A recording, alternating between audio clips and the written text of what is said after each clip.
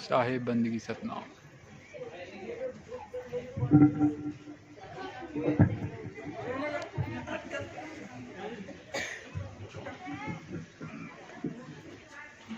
साहिब बंदगी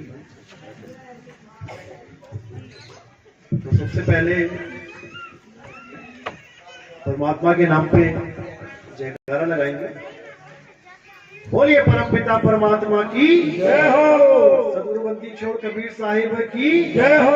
गुरुवराग साहिब की जय हो। गुरु मदनपति साहिब की जय हो। सभी संतों की जय हो। सभी भक्तों की जय हो। आज के आनंद की जय हो। सकल हंस को बंदगी साहिब बंदगी। तो आज कालवासिया गांव में मूल ज्ञान का प्रचार हो रहा है।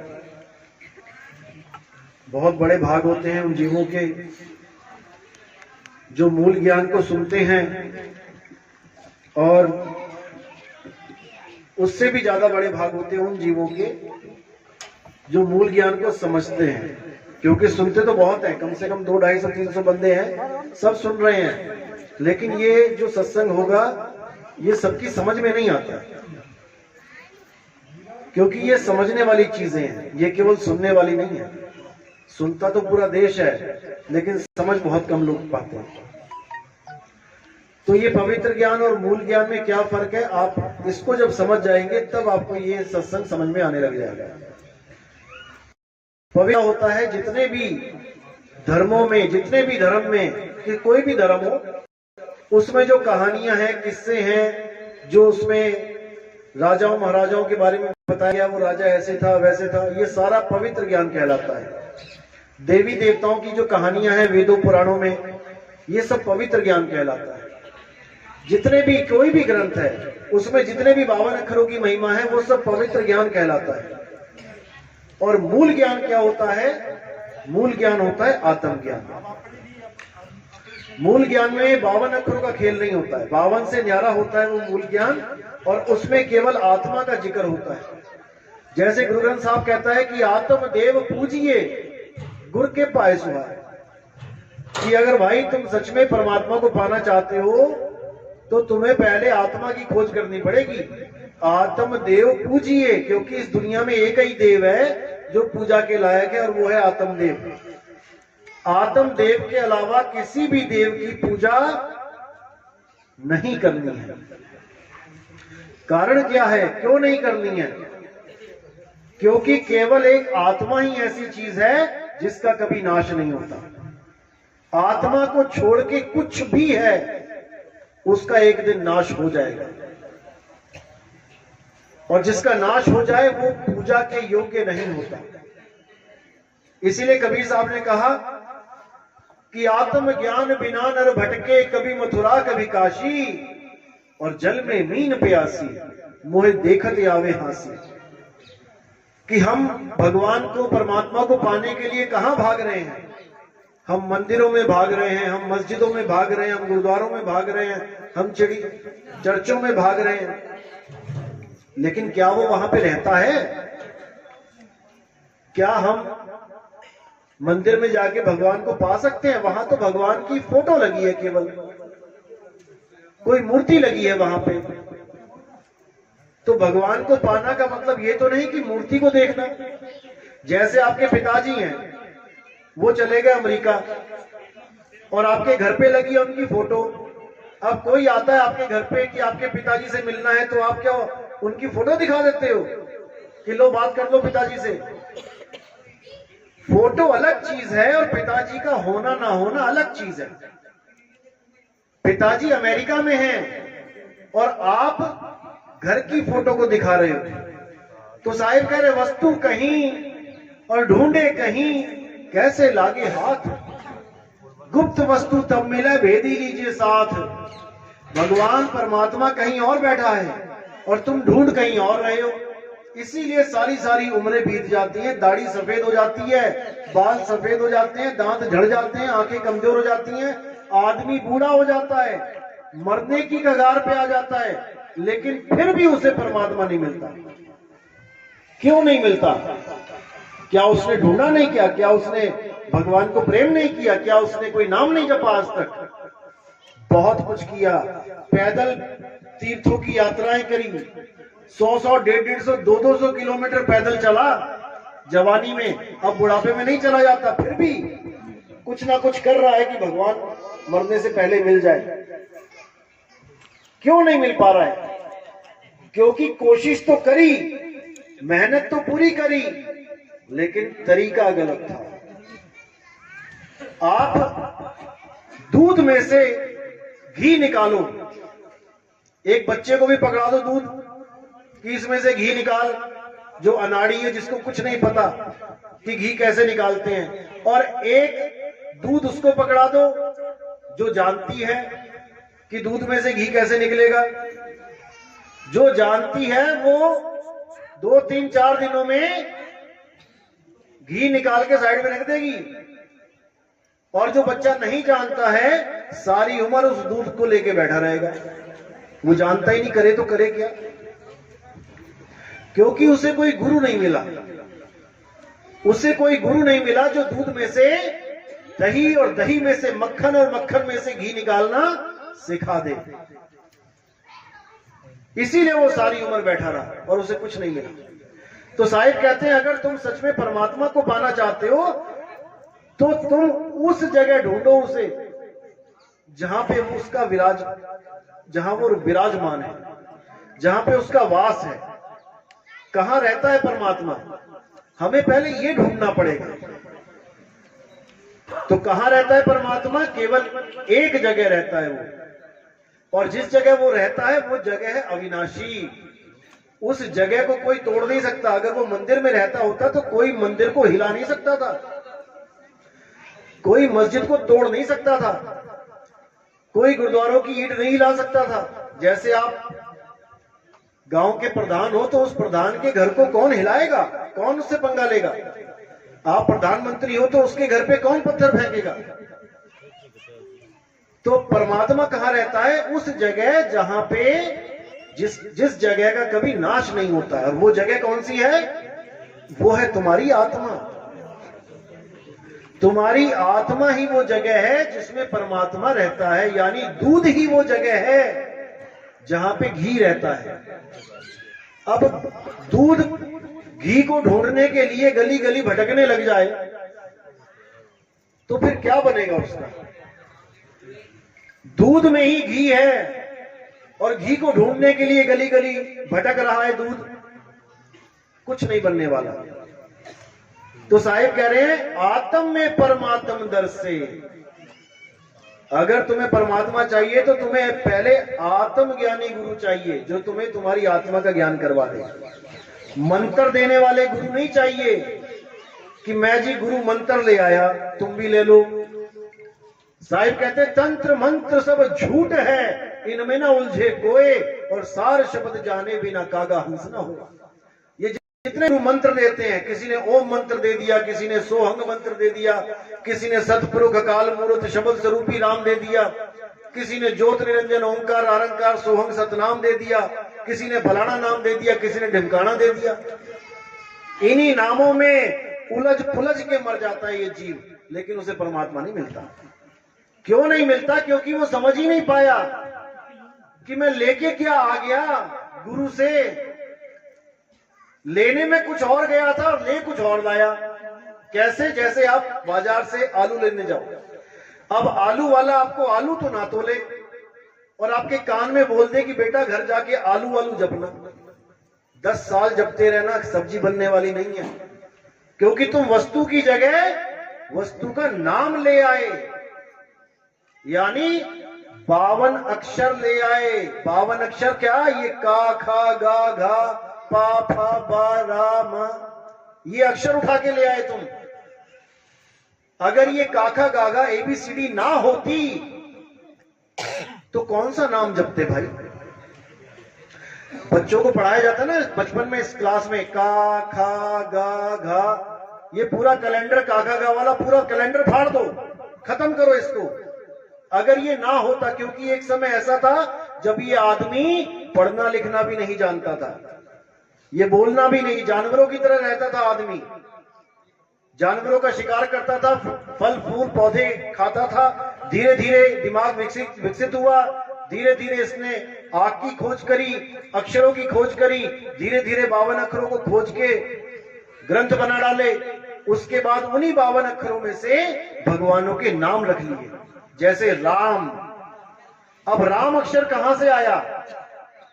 या रा ला वा शा, इस वाली लाइन में से रा उठा लिया, आ का डंडा लगा दिया, और मां कहां से आया? पा फा बा बा मां, वहां से मां उठा लिया।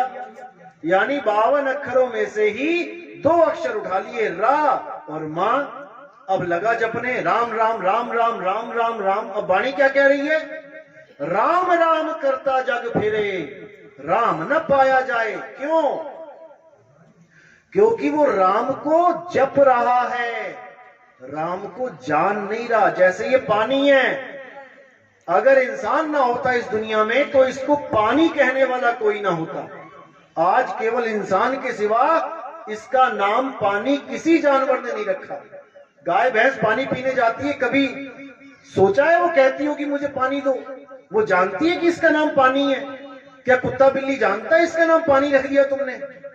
क्या चिड़िया जानती है कि इसका नाम पानी है? केवल इंसान जानता है कि इसका नाम पानी है। वो भी कहां तक जानता है? हिंदुस्तान तक। अमेरिका में जाके, चाइना में जाके पानी पानी करते रहोगे, प्यासे मर जाओगे। वहां पे पानी को कुछ और कहते हैं, वाटर कहते हैं। तो हम पकड़ के बैठ गए हैं पानी के नाम को, और प्यास किससे बुझेगी? पानी से। अगर ये पानी का नाम जाने बिना गाय की प्यास बुझा सकता है, चींटी की प्यास बुझा सकता है, कुत्ते बिल्ली हाथी घोड़े की प्यास ये पानी बुझा सकता है, बिना ये जाने कि इसका नाम पानी है, तो आदमी की क्यों नहीं बुझा सकता? इसको जपने की जरूरत क्या है? कुत्ते को प्यास लगती है, भागा जाता है तालाब के पास, बिना नाम जपे, और उसको पानी मिल जाता है, पी लेता है। चिड़िया उड़ती उड़ती देखती है, सोचती है पानी का तालाब कहां था, और प्यास लगती है, वहीं मुड़ जाती है, बिना ये जाने कि इसका नाम पानी है, बिना जपे। लेकिन आदमी क्या कर रहा है? परमात्मा को पाने की जगह परमात्मा का नाम जप रहा है। जो ज्यादा चालाकी थी ना इस आदमी की, वो चालाकी ही इसकी जान की दुश्मन बन बैठी है। उसने इतने सारे नाम रख लिए भगवानों के, अब उसी नामों में उलझ गया मकड़ी की तरह। मकड़ी खुद ही जाल बनाती है और खुद ही उलझ के उसमें एक दिन मर जाती है। तो साहिब कह रहे हैं वस्तु के नाम के चक्कर में मत पड़ना। परमात्मा के लाखों करोड़ों नाम है, हर देश में अलग नाम है, हर जात में अलग नाम है, हर पंथ में अलग नाम है। चक्कर में मत पड़ना। अगर कोई गुरु तुम्हें नाम जपने के लिए देता है तो याद रखना, उसने तुम्हें पानी पिलाने की जगह पानी का नाम दे दिया जपने के लिए। अब घर जाके रटते रहो तोते की तरह। जैसे एक तोता होता है पूरी उम्र राम राम राम राम जपता रहे, उसे राम मिलने वाला नहीं, वरना तोते की मुक्ति हो जाए। इंसानी चोले को क्यों महान बताया गया है? तोता भी तो राम राम जप सकता है। अगर तुम जप के पार हो सकते हो तो तोता भी जप के पार हो सकता है। फिर इंसानी चोला क्यों कहते हैं कि 84 लाख जन्मों के बाद एक बार इंसानी चोला मिलाए, अगर इसमें नाम नहीं जपा तो मारे जाओगे। 184 जून सबाई मानस को प्रभदी वड्याई, इस पौड़ी ते जो नर चुके आए जाए दुख पाए। कैसे बचा जा सकता है? नाम जप के। तो तोता भी जप सकता है। फिर तो परमात्मा से अरदास करो, हे परमात्मा इंसान के बाद तोते का जन्म दे देना, तेरा नाम जपता रहूंगा मैं। ऐसा नहीं हो सकता, क्योंकि जब तक वस्तु नहीं मिली गला गीला होने वाला नहीं है। वस्तु कहीं और ढूंढे कहीं, कैसे लागे हाथ। वस्तु पड़ी है जमीन के नीचे 100 फुट पानी, और तुम ऊपर बैठ के आंख बंद करके कर रहे हो पानी पानी पानी पानी। क्या वो पानी ऊपर आ जाएगा? कभी नहीं आएगा।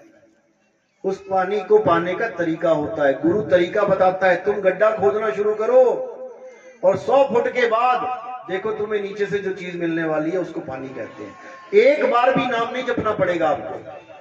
कुआं खोदते हुए क्या पानी पानी का नाम जपना पड़ता है क्या? जब ट्यूबवेल बोरिंग करते हो तो क्या करते हो? मंत्र जपते हो क्या? पानी पानी पानी पानी। अरे तुम करो तो सही जो बताया गया है। नीचे से खुद फुवारा निकलेगा पानी का, तब तुम्हें समझ में आएगा कि क्या बोलते थे संत। साहिब कहते ना मैं जप में, ना मैं तप में, ना एकांत निवास में। अरे मोह को कहां ढूंढे रे बंदे, मैं तो तेरे पास में। कहां जप जप के चक्कर में पड़ गया। ये अक्षर ना होए तो किसी भगवान का नाम नहीं ले सकते आप, किसी जात का नाम नहीं ले सकते। मैं राजपूत, मैं पंडित हूं। राजपूत का रा कहां से आया, पंडित का पा कहां से आया, बाणिये का बा कहां से आया? इन्हीं 52 अक्षरों में से आए हैं। ये 52 अक्षर खत्म कर दो, सबकी जात पात खत्म हो जाएगी। कभी किसी कुत्ते को देखा, ये ब्राह्मण कुत्ता है, ये क्षत्रिय कुत्ता है, ये ऊंची जात का कुत्ता है, ये नीची जात का कुत्ता है? ये जात पात, ये सब 52 अक्षरों का खेल है। 52 अक्षर खत्म कर दो, हिंदू का हा नहीं रहेगा, मुसलमान का मां नहीं रहेगा, सिख का सा नहीं रहेगा, ईसाई का ई नहीं रहेगा, सब खत्म। अब हो जाएंगे सब एक। जैसे इस पानी को बिना झगड़ा किए सब पी लेते हैं सुबह से शाम तक। कोई लड़ता है कि मेरा पानी बड़ा है, मेरा जल बड़ा है, मेरा वाटर बड़ा है, मेरे पानी से ही गला गीला होगा, तेरे वाटर से नहीं होगा? कोई नहीं लड़ता। क्यों? क्योंकि सबको पता है कि इसके नाम में कुछ नहीं रखा, इसको पीने से गला गीला होगा। क्योंकि सब जानते हैं कि ये पानी है, इसका स्वरूप जानते हैं। लेकिन परमात्मा को कोई जानता नहीं है, केवल झगड़ा कर रहे हैं उसके नाम पर। अल्लाह बड़ा है, वाहेगुरु बड़ा है, गॉड बड़ा है। भैया देखा है कभी कितना बड़ा है, कितने फुट का है, कितने इंच का है? कभी नापा है उसे? बड़ा कैसे हो गया? केवल नामों की लड़ाई है यहाँ पे, 52 अक्षरों की लड़ाई है। तो कबीर साहब कहते हैं 52 अक्षर जीव आधारा, आदि अक्षर जी भ्या से न्यारा, वाही को सत सिमरण कहिए, सिमर सिमर न उतरो पारा। इन 52 अक्षरों की लड़ाई को खत्म कर दो, छोड़ दो। कोई भी नाम जपते हो छोड़ दो। अब पूछो गुरु से कि क्या है तुम्हारे पास? मैं नाम नहीं जपूंगा, मैं कान वाला हूं, मैं सुन सकता हूं, तुमने मुझे नाम दे दिया। मैं बहरा होता तब तुम क्या नाम देते? यानी परमात्मा बहरों को नहीं मिलेगा। अगर तुम बहरे होते, सुन ना सकते, तो कौन सा मंत्र लेके आते गुरु से? अगर तुम अंधे होते, कई लोग अंधे चेलों को नाम नहीं लेते, कहते तुम गुरुजी को देख नहीं सकते, तुम उनका ध्यान कैसे करोगे भाई? अरे गुरुजी का ध्यान करना है क्या? मैं पानी लेने गया था कि मुझे पानी मिल जाए दुकान पे, और दुकानदार कह रहे तुम अंधे हो, तुम्हें पानी नहीं मिल सकता। अरे भाई मेरी आंखों से और इसका क्या लेना देना? मेरे मुंह में पानी डालो, मैं पानी लेने आया हूं, मैं तुम्हें देख के क्या करूंगा? क्योंकि सब भगवान बनना चाहते हैं, सब गुरु परमात्मा बनना चाहते हैं कि मेरी शक्ल का ध्यान करो। मैं लेने आऊंगा तुम्हें लास्ट में, अंत समय में। उनसे जाके एड्रेस पूछ लेना अपना कि बाबा जी मैं आया हूं, मुझे एड्रेस बताओ मेरा कहां से हुए। तुम मुझे अंत समय में लेने आओगे, तुम्हें पता तो हो कि एड्रेस कहां पे है। तुमसे आधार कार्ड ले लेके छापते हैं वहां पे कि ये फलाना इस गांव से आया है, उसका एड्रेस यही है। तुम क्यों मांग रहे हो जब तुम ही लेने आओगे? तुम बताओ मैं कहां से आया हूं। तो ऐसे मूर्ख बनाते हैं ये लोग। अब करना क्या है आपने? कबीर साहब क्या कह रहे हैं? 52 अक्षर लोक त्रय, सब कुछ इन्हीं माही, और ये आखर खिर जाएंगे, वो आखर इनमें नहीं। वो परमात्मा का असली नाम इन 52 अक्षरों में नहीं है। जो नर पड़े 52 के चेहरा, सो नर जानो काल के चेहरा। एक बाबा जी ने काल बना दिया सीमेंट का बड़ा सा, उसमें सरिये सी वो लगा दी, जंजीरें, कि हमने काल को पकड़ लिया। अरे भाई काल को समझते हो? काल क्या चीज है? मृत्यु का नाम है काल। जो कहते हैं रावण का काल कौन था? राम था। कंस का काल कौन था? कृष्ण था। तुम काल को कैसे पकड़ सकते हो? तो साहिब कह रहे हैं आखिर वो काल के दूत कौन है? जो नर पड़े 52 के फेरा, सो नर जानो काल के चेरा। जो भी गुरु तुम्हें 52 अक्षरी नाम देके ये कह दे बेटा अंत समय तक जपते रहना, जपते रहना, जपते रहना, वही काल का दूत है। जब 52 का टूटे डोरा, सहजे छूटे काल झकोरा। फिर नहीं आए फिर नहीं जाए, उस सार शब्द में रहे समाये। उसके बाद सार शब्द में तुम्हारा वास होगा, तुम सदा सदा के लिए इस जन्म मरण से न्यारे हो जाओगे। तो बचने का एक ही रास्ता है, मनुष्य चोले में बच सकते हो, सार साधना करके बच सकते हो। उसके लिए क्या करना पड़ेगा? पहले इन 52 अक्षरों को जान की तरफ, ये 52 अक्षर क्या हैं? यही काल का जाल है। जब से इंसान ने ये मंत्र जंत्र जपने शुरू किए तब से ये परमात्मा से दूर है। इसलिए साहब ने बिल्कुल साफ बोल दिया कि तंत्र मंत्र सब झूठ है, छोड़ दो इनको। अब करना क्या है? पानी पानी जप के छोड़ के पानी को ढूंढना है। पानी कहां है? मोह को कहां ढूंढे रे बंदे, मैं तो तेरे पास में। अब तुम्हें अपनी आत्मा का ज्ञान चाहिए कि मेरी आत्मा क्या है, और जो गुरु आत्मज्ञानी होगा वो तुम्हें आत्मा करा देगा कि बेटा ये है आत्मा, यहां पे है आत्मा, तो अपनी आत्मा का सिमरण कर। और जैसे ही आप धीरे धीरे धीरे धीरे आत्मा को जानने लग जाओगे, आप शरीरों से न्यारे होने लग जाओगे। आपको समझ में आने लग जाएगा कि मैं शरीर नहीं हूं, मैं लड़का नहीं हूं, मैं लड़की नहीं हूं। लड़का और लड़की तो केवल मुझे एक शरीर मिला हुआ है इस जन्म में। जैसे अभी आपको कोई कहे तुम हाथी हो क्या, तुम कहोगे पागल है क्या, मैं तो इंसान हूं, हाथी थोड़ी नहीं है।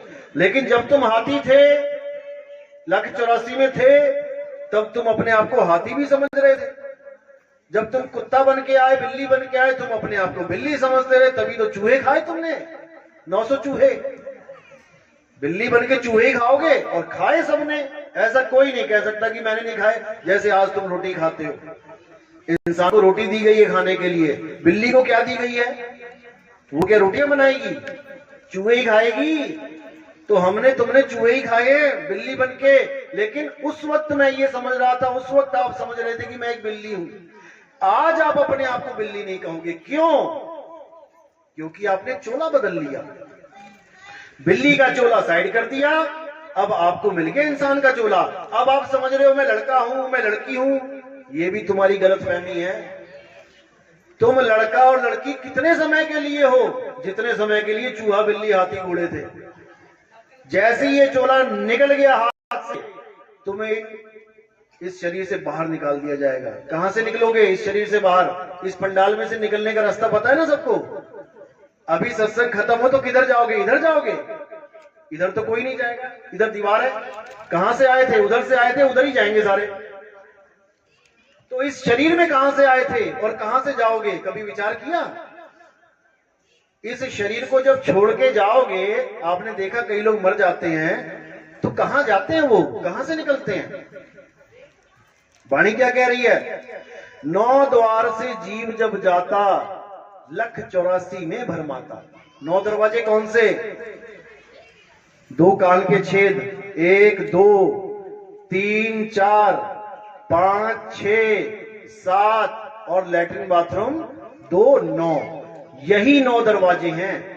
देखना हॉस्पिटलों में जाके, या कोई मरता है, किसी की लैट्रिन निकल जाती है मरते मरते की, किसी का पेशाब निकल जाता है, किसी के मुंह से जीभ निकल आएगी इतनी लंबी सी, किसी के प्राण नाक में से खून निकल आएगा, किसी की आंखें बाहर आ जाएंगी मोटी मोटी सी, किसी के कान में से ब्लड आ जाएगा।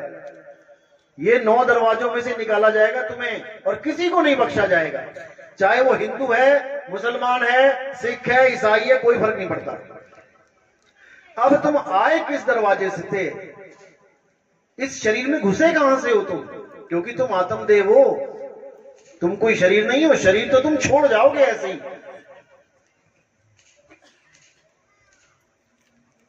कैसे छोड़ जाओगे?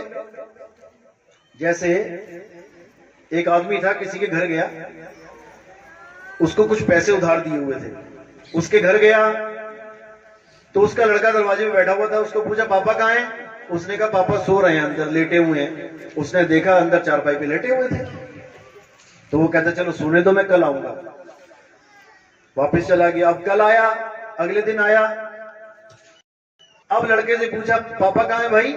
तो पापा जी जमीन पे लेटे हुए थे, बिस्तर पे कल थे और आज जमीन पे लेटे थे। तो उसने बोला पापा कहाँ है? तो वो बोला पापा तो चले गए, हमें छोड़ के चले गए। तो वो कहता कहाँ चले गए? वो लेटे तो हैं, पे लेटे थे, आज नीचे लेटे हैं, तू कह रहा छोड़ के चले गए। तो वो कहता नहीं पापा चले गए। तो वो कहते पापा चले गए तो वो लेटा कौन है? यही तो, इसी को तो पापा पापा करता रहा सारी उम्र। तू इसी शरीर को तो पापा पापा मम्मी मम्मी करता रहा, तो चले कहां गए? यही तो है, लेटे हुए हैं। लेकिन उसके पापा सच में चले गए उसको छोड़ के। तो पापा कौन था? क्या उसने अपने पापा को देखा सारी उम्र? उसने कभी जाना ही नहीं पापा कौन था। वो शरीर को पापा समझ के बैठा रहा सारी उम्र। जैसे आपको कार मिल जाए चलाने के लिए और आप खुद को ना जान के कार को अपना स्वरूप मानने लग जाओ, अपने आप को मारुति कहने लग जाओ, और सामने से कोई अल्टो गाड़ी आई तो उसको अल्टो समझने लग जाओ, यानी ये शरीर ही गाड़ियां हैं। तुम्हें मिल गया आदमी का शरीर, तुम अपने आप को आदमी मान रहे हो, और किसी और को देख के, लड़की के शरीर को देख के तुम कह रहे हो वो लड़की है मैं लड़का हूं, यानी कि अपने अपने शरीर को सत्य मान के बैठ गए। जबकि ना तो वो लड़की है ना तुम लड़के, तुम भी आत्मदेव वो भी आत्मदेव। इसी प्रकार पापा जो थे वो आत्मदेव थे, वो चले गए, और लड़के ने कभी पापा को नहीं देखा, सारी उम्र रह लिया उसके साथ, अपने पापा के स्वरूप को ही नहीं जान पाया वो मेरे पापा कौन थे। शरीर को पापा पापा करता रहा, अंत में शरीर पड़ा हुआ ही नीचे, वो कह रहा पापा चले गए।